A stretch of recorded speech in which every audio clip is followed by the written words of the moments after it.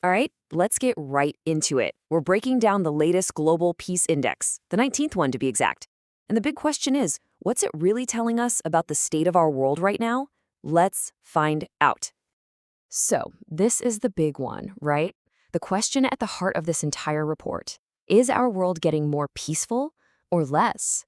Well, according to the latest data, the answer is pretty clear and honestly a little sobering. And to really set the stage, just read this quote from the report. A level of geopolitical fragmentation not seen since the end of the Second World War. Wow. I mean, that is a huge statement. So let's dig in and figure out what exactly is behind that. Okay, so let's zoom out and look at the big picture. This report covers like 99% of everyone on the planet, so it's a pretty comprehensive look. And what it shows is a very clear and frankly a pretty concerning trend. Now, you might see this number, a drop of 0.36%, and think, that doesn't sound like a lot. But here's the thing you have to understand. It's all about the context.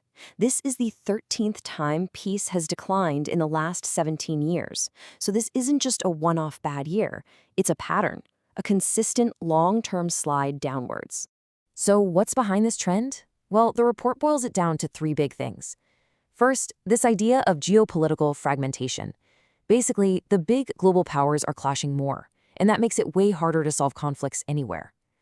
Second, and this is just tragic, there's been a huge spike in the number of people dying in conflicts, the highest it's been this century. And third, countries are spending way more on their militaries. It's a pretty potent mix. All right, so now let's look at the leaderboard. Who's doing the best and, well, who's doing the worst? And no big surprise at the top. For the 18th year in a row, Iceland is number one. Seriously, 18 years. You can see Europe is just dominating this top 10 list. It's pretty much a sea of European flags, with Singapore being the really interesting standout from the Asia-Pacific. Okay, now let's flip the script and look at the other end of the list. And this is a huge change this year. Russia is now ranked as the least peaceful country in the world, dead last at 163. The ongoing war has just completely tanked its score, and right there with it, you see Ukraine, Sudan, the DR Congo, Yemen, all places just devastated by brutal conflict. I mean, look at this comparison. It just shows how massive the gap is. On one side, you've got Iceland, super stable, low crime, they don't even have a standing army. And then on the total opposite end, you have Russia, dealing with war, being isolated from the world, and cracking down on its own people. The difference is just, it's night and day. But it's not all bad news. The global picture is complicated, and there are actually some stories of real progress. So let's zoom in on one country that's been slowly but surely climbing up the ranks. So this year, India comes in at number 115. Now, that's still in what the report calls the medium peace category, but that number doesn't tell the whole story. The really interesting part is the trend, where it's been and where it's going. Just think about this. Back in 2019, India was way down at 141st. Then it moved up to 116th last year, and now it's at 115th. It's not a giant leap for sure, but it is a slow, steady climb in the right direction. So why the improvement? Well, the report points to a few key things. People are feeling safer because of better law enforcement. The country's gotten better at handling its own internal stability issues, and its economy is more resilient, which helps build something the report calls positive peace. And don't worry, we're going to talk more about what exactly that means in a bit. Okay, let's switch gears for a second. Forget the rankings. Let's talk about something that hits everyone, everywhere, right in the wallet. The absolutely staggering cost of violence. Get ready for this number. In 2024, the economic hit from violence was almost $20 trillion. Let that sink in for a second. 19.97 trillion. It's a number so big, it's hard to even wrap your head around. So how can we even understand a number that big? Well, think of it this way. It's 11.6% of the entire world's GDP. That means for every $10 of value created on Earth, more than $1 was basically just erased because of violence.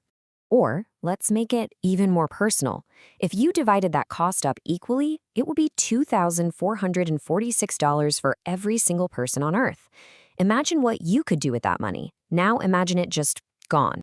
And this chart, this just says it all, doesn't it? Look at how we spend our money. The amount we invest in peacekeeping is barely 0.5% of what we spend on military forces. It's not even close. The imbalance is absolutely staggering. Okay, so where do we go from here? What does the future look like? Let's wrap up by looking at where the report says we need to be worried, but also where we might find some reasons to be hopeful. The report is pretty clear about the potential trouble spots. They're telling us to keep a close eye on the Sahel region in Africa, the really tense corridor in the Middle East involving Israel, Palestine, and Lebanon, and the Horn of Africa. These are all places where things are fragile and could, unfortunately, escalate. But like I said, it's not all doom and gloom. Amid all those warnings, you have this number, 74. That's how many countries actually got better this year. Their peace score went up. And that's so important because it proves that this downward slide isn't some unstoppable force. Things can get better. And this brings us back to that idea I mentioned before, positive peace. What is that? Well, it's not just about not having a war.